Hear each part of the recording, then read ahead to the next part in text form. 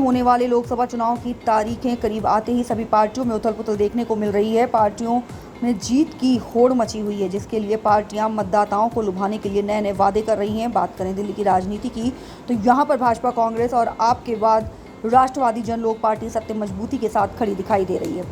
RJP सत्य ने मनोज तिवारी के सामने भाजपा के 2 बार सांसद रहे बीएल शर्मा प्रेम सुपुत्री निवेदिता शर्मा को टिकट दिया है, जो एक बड़ा चेहरा है, और आरजेपी ने उन पर अपनी जीत की मोहर भी लगा दी है।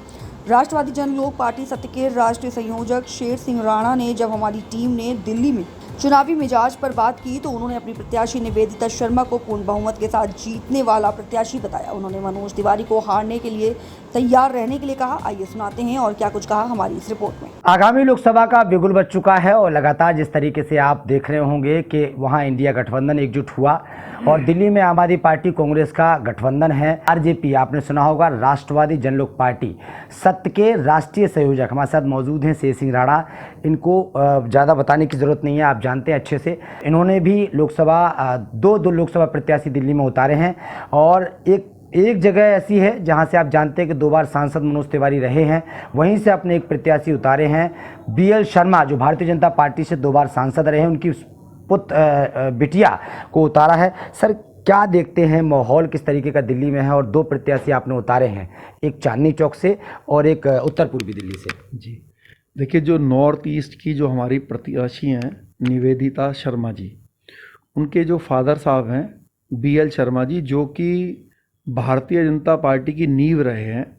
राम मंदिर निर्माण, राम मंदिर मुद्दे पर, राम मंदिर का भी वो नींव रहे हैं और 10 साल मतलब 2 बार सांसद रहे हैं नॉर्थ ईस्ट से।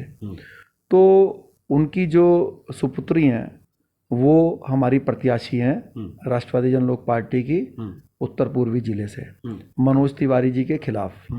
और इस बार मनोज तिवारी जी को हम हराने जा रहे हैं और मुझे विश्वास है कि नॉर्थ ईस्ट जिले में जितना काम बीएल शर्मा जी ने किया है और निस्वार्थ किया है, और वहाँ की जनता का जो प्रेम है वो जो है राष्ट्रवादी जन लोक पार्टी को और उनकी जो सुपुत्री हैं जो हमारी प्रत्याशी हैं उनको मिलेगा।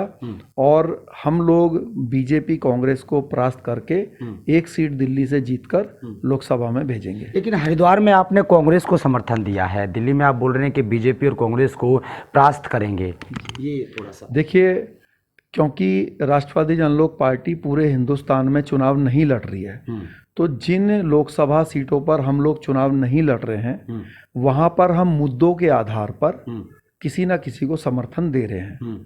क्योंकि हरिद्वार लोकसभा में हमने बीजेपी और कांग्रेस को दोनों को अपना पार्टी से पत्र भेजा था कि एक कानून बना हुआ है 70% रोजगार मूल निवासियों को देने का, सरकार ने उसमें कानून बनाया हुआ है, लेकिन वो लागू नहीं होता। तो हमने उनको कहा कि जो भी इसको लागू करेगा हम उसको अपना समर्थन देंगे, क्योंकि हमारी पार्टी बहुत सालों से इस मुद्दे पर हरिद्वार में काम कर रही है। तो बीजेपी का कोई उसमें जवाब नहीं आया, कांग्रेस का जवाब आया। तो उसने हमसे वादा किया कि अगर हम लोग ये सीट जीतते हैं तो हमारे इस मुद्दे पर आपको समर्थन है, इसको हम लागू कराएंगे। तो हमारी राष्ट्रवादी जन लोक पार्टी की ये इच्छा है कि जो हरिद्वार जिला है उसके हर जो परिवार है, हर परिवार के हर नौजवान को, जो युवा है उनके घर में नौकरी की इच्छा रखता है, तो हर परिवार में एक नौकरी मिले, तो उसको हम लागू कराएंगे अगर वो वहाँ पे जीत जाता है, ऐसा उन्होंने हमसे वादा किया। इसलिए हमने उनको सशर्त जो है वो हमने उनसे अच्छा, दिल्ली में वादा किया है। दिल्ली में बीएल शर्मा जो हैं, जो 2 बार भारतीय जनता पार्टी के सांसद रहे हैं, उनकी सुपुत्री जो है, बिटिया है, उनके ऊपर आपने ही मतलब इतना भरोसा क्यों है, क्या कारण है? जो कि आपने बताया कि वहाँ पर मनोज तिवारी ने अपना काम नहीं किया, बीएल शर्मा ने काम किया था, लेकिन आपने इतना भरोसा कैसे जताया? जी देखिए, बीएल शर्मा जी एक बड़ा नाम है, जो 10 साल जो 2 बार सांसद रहे हों भारतीय जनता पार्टी के, जो बीजेपी को बनाने वाले रहे हों दिल्ली के अंदर, जो राम मंदिर को पर सबसे अग्रणी भूमिका में रहे हों, तो कुछ तो कारण रहे होंगे कि उनके परिवार के लोग बीजेपी को छोड़कर राजपा में आए। आने का कारण ये है कि बीजेपी अपने रास्ते से भटक गई है। हम असली राष्ट्रवादी लोग हैं, हम राष्ट्र निर्माण के लिए काम कर रहे हैं।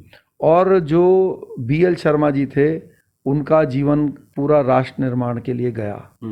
तो उस लेगेसी को आगे बढ़ाते हुए जो उनकी सुपुत्री हैं निवेदिता शर्मा जी, वो भी राष्ट्र निर्माण में राजपा के साथ मिलकर काम करना चाहती हैं।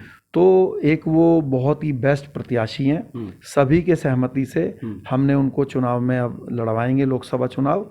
और पूरी जो नॉर्थ ईस्ट की जो जनता है दिल्ली में, वो सब उनसे परिचित है। उनके फादर साहब के काम उन्होंने देखे हैं, तो उसका फ़ायदा उनको मिलेगा।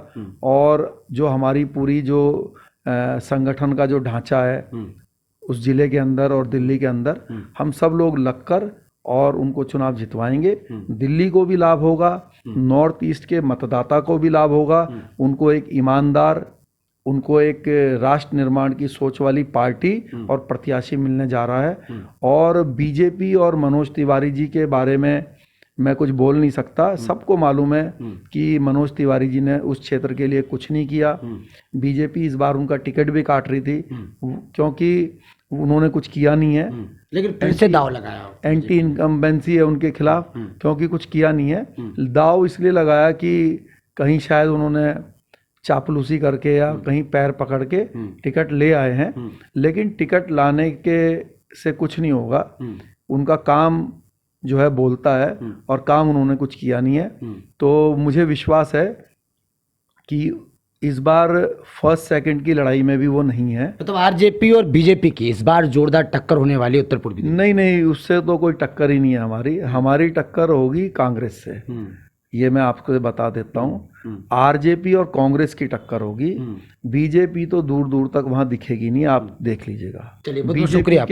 बीजेपी के जो राष्ट्र निर्माण की विचारधारा के कार्यकर्ता हैं वो BL शर्मा जी के साथ हैं, निवेदिता शर्मा जी के साथ हैं, हमारे साथ हैं। तो इस बार जो है वो तीसरे नंबर पे जाएंगे। लेकिन जो चांदनी चौक से आपने प्रत्याशी उतारा है प्रवीण खंडेलवाल जी के सामने, उनसे क्या उम्मीद है आपको? क्योंकि वो व्यापारी हैं और ये भी व्यापारी के रूप में ही उतारे हैं आपने। जी, देखिए वो कुशवाहा समाज के हैं और वो स्लम बस्ती से आते हैं। तो आप जानते हैं कि उनका बहुत बड़ा वोट बैंक भी है और जो उनकी पीड़ा है वो उनके बीच का व्यक्ति ही समझ सकता है। खंडेलवाल जी जो है उस पीड़ा को नहीं समझ सकते। जो आदमी महलों में रह रहा है वो एक गरीब की समस्या नहीं समझता। तो राष्ट्रवादी जनलोक पार्टी ने इस विचार को आगे बढ़ाते हुए जो हमारे गरीब कमेरे भाई हैं उनके बीच का प्रत्याशी दिया है, क्योंकि वो उनके दुख दर्द को समझता है और सबसे ज़्यादा वोट भी उनका है। जब सबसे ज़्यादा वोट उनका है तो सांसद भी उनके बीच का व्यक्ति होना चाहिए। जो वहाँ कोठियों में रह रहे हैं उनको झोपड़ी में, झुग्गी झोपड़ी में रहने वालों की पीड़ा नहीं पता, तो उन्हीं के बीच का व्यक्ति हम चाहते हैं कि सांसद बने। मतलब सीताराम जी निकाल ले जाएंगे अपनी सीट?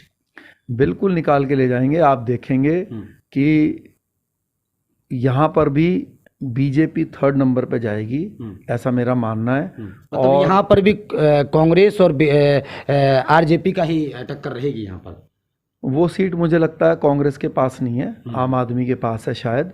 तो लेकिन हमें आम आदमी, कांग्रेस, बीजेपी इनसे कोई लेना देना नहीं है। हमारा अलग मैनिफेस्टो है, अलग विचारधारा है और हम सिर्फ फर्स्ट नंबर के लिए काम कर रहे हैं। सेकंड थर्ड कोई आए, ये दोनों आपस में फैसला कर लें। चलिए, बहुत बहुत शुक्रिया आपका। तो हमारे साथ जुड़े हुए थे शेर सिंह राणा जी। लगातार जिस तरीके से बोला है कि मनोज तिवारी के सामने जिस प्रत्याशी को हमने उतारा है उस प्रत्याशी के जो फादर हैं उन्होंने मतलब 10 साल वो सांसद रहे हैं, जिस तरीके से उन्होंने क्षेत्र में काम किया है, लेकिन उन्होंने ये भी अंदेशा कर दिया है कि मनोज तिवारी को भारतीय जनता पार्टी ने क्यों टिकट दिया है, क्या कारण है, वो इन्होंने साफ साफ कर दिया है। लेकिन अब आने वाला वक्त बताएगा, क्योंकि लगातार सर्वे होगा और कहीं ना कहीं रैलियों में और लोगों के बीच में शेर सिंह राणा जो पार्टी के राष्ट्रीय संयोजक हैं वो भी जाएंगे प्रत्याशी के साथ। अब आने वाला वक्त बताएगा क्या होने